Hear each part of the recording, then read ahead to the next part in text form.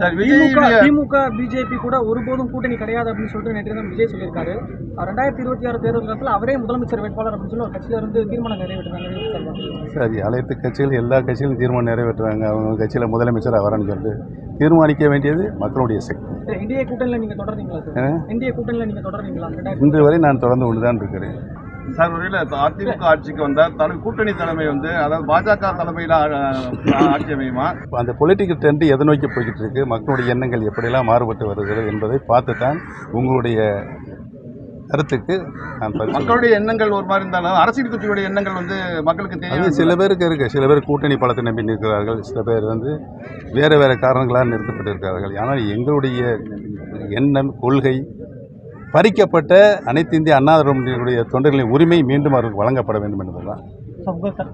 அதிமுக தலைமையிலான கூட்டணி அமைக்கும் போது கூட்டணி ஆட்சியில் பங்கு பெற வாய்ப்பு இருக்குதா? பொறுத்திருந்து எடப்பாடி பழனிசாமி தனிப்பெரும்பான்மை ஆட்சி அமைக்கிறேன்னு சொல்றாரு, அதெல்லாம் பங்கு இருக்குமா சார்? அவரைத்தையும் கேட்கணும்.